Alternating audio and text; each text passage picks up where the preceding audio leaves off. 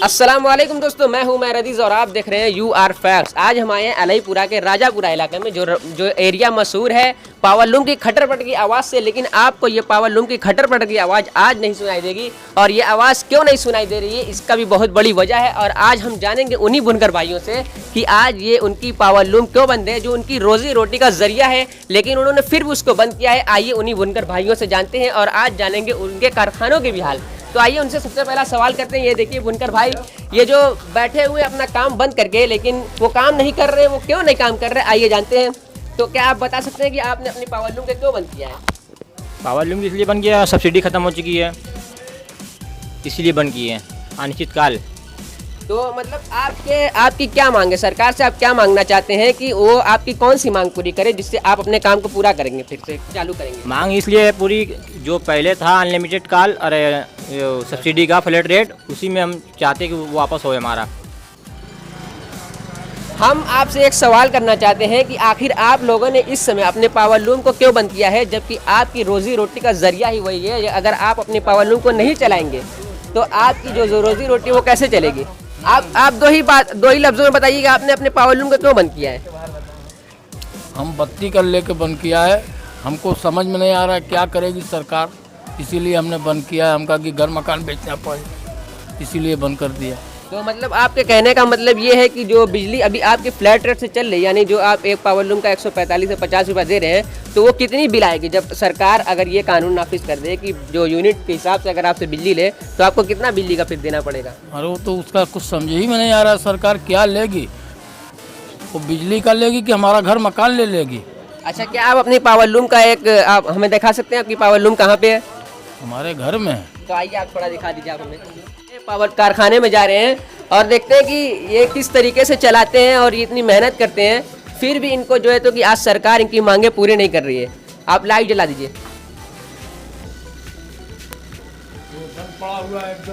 ये देखिए जो बुनकर की जो रोजी रोटी का जरिया है, जिससे ये वो 2 वक्त की रोटी किसी तरह से चलाते हैं, आज इनको वो काम भी बंद करना पड़ रहा है, सिर्फ सरकार के इस वजह से कि सरकार ये कह रही है कि इनको फ्लैट रेट से अब बिजली नहीं देनी पड़ेगी। तो क्या आप ये बता सकते हैं कि आप कितना दिन भर में कमा लेते हैं इससे? बहुत है, 150-200, इससे ज़्यादा नहीं है कमा पाते। यानी आप 150-200 रुपये कमाते हैं, लेकिन आपको अगर जो सरकार ये कानून ला दे कि आपको पर यूनिट के हिसाब से देना पड़ेगा, तो यानी कम से कम आपको लगभग 4 से 5 हज़ार रुपये देना पड़ जाएगा इसमें। जी हाँ, महीना 4 से 5 हज़ार रुपया देना पड़ेगा।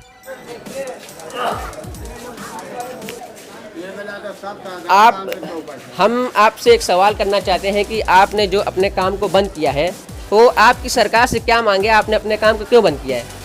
अरे हम लोग काम के वही बन गए, फ्लैट रेट पर बत्ती जो हम लोग के मिला था 2006 से होकर बराबर दिया जाए। अच्छा, यानी आप कहना चाह रहे हैं कि जो फ्लैट रेट से बिजली का पहले भुगतान करना पड़ रहा था, इस समय उसी रेट से बिजली आपको मिले।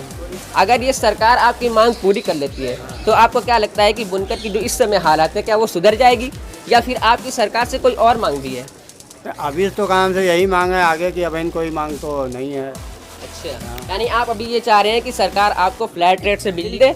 और अभी आप क्या बता सकते हैं कि इस समय एक बुनकर एक पावर लूम से कितना कमा पा रहा है एक महीने में?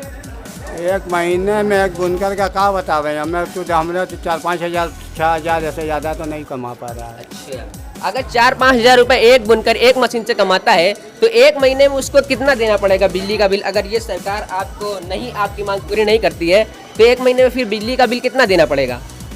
अरे कम से कम 2,000 रुपये। हाँ, यानी आपने देखा कि अगर एक पावर लूम से एक बुनकर 5,000 रुपये कमाता है तो उसके 2 से 2,500 रुपया इनके कहने के हिसाब से देना पड़ेगा, यानी कि सिर्फ 3,000 रुपये उसको बचेगा। तो वो क्या पढ़ाएगा अपने बच्चों को और क्या खाएगा? तो आप देख रहे हैं उमर यू आर फैक्ट्स, बने रहिए इस वीडियो में। आइए देखते हैं और भी बुनकर की हालात। आइए चलते हैं किसी और पावर लूम में और देखते हैं कि वो क्यों बंद पड़ा हुआ है, और उनसे जानते हैं कि उनके घर का क्या हाल है।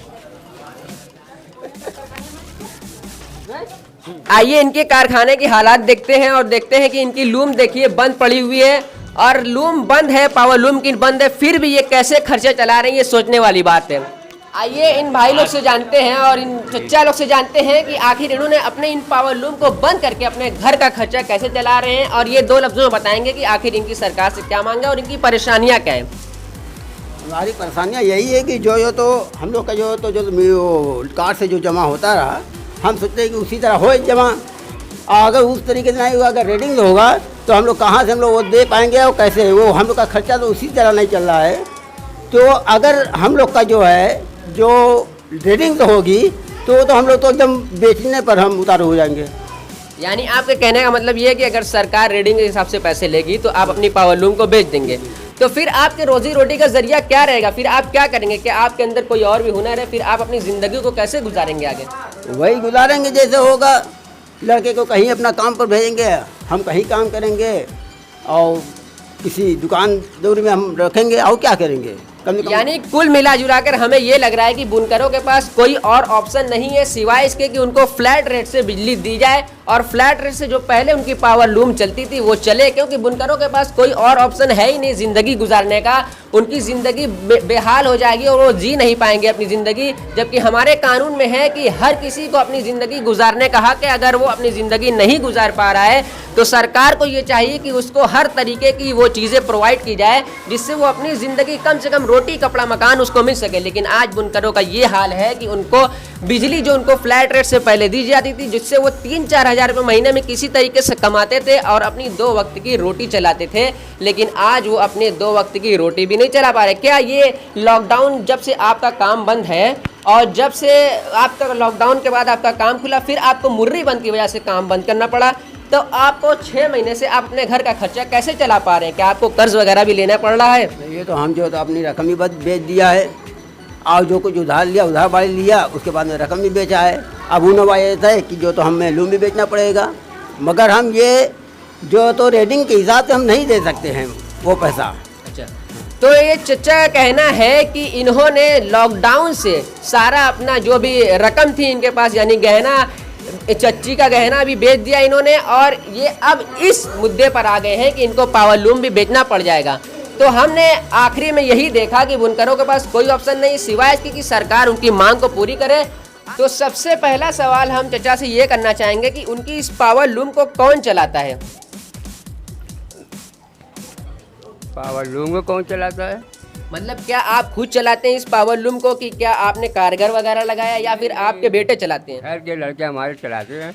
अच्छा, यानी आपके घर के लड़के चलाते हैं। तो आप एक महीने में एक पावर लूम से कितना कमा लेते हैं? अरे क्या कमाई होगी, आज लॉकडाउन के दिन से बंद है, आदमी भूखा मर रहा है, खाने को नहीं मिल रहा है। आज हुआ है कि आदमी सब रकम पताई सब बेच करके खा रहा है, हम लोग भूखे एकदम है, क्या किया जाए?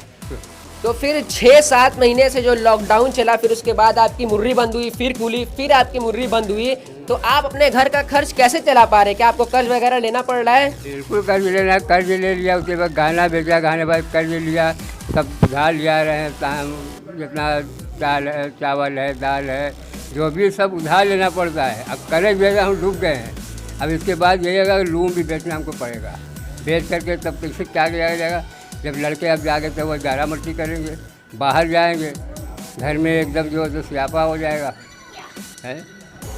तो आपने देखा कि हर बुनकर का रो रो कर बुरा हाल है, उसके पर कोई और चारा है ही नहीं सिवाय इसके कि उसकी पावर लूम को फिर से चालू कराए गवर्नमेंट। यहाँ की हमारी सरकार से, हमारी योगी आदित्यनाथ जो हमारे मुख्यमंत्री है, माननीय मुख्यमंत्री, उनसे यही अपील है कि उनसे रिक्वेस्ट है, उनसे हमारी हाथ जोड़कर रिक्वेस्ट है कि वो बुनकरों की आवाज़ को दबाए ना, उनकी मांग को पूरी करे। आज की वीडियो में बस इतना ही, मिलते हैं आपसे नेक्स्ट वीडियो में, तब तक के लिए हमें इजाज़त दें। अल्लाह हाफिज़।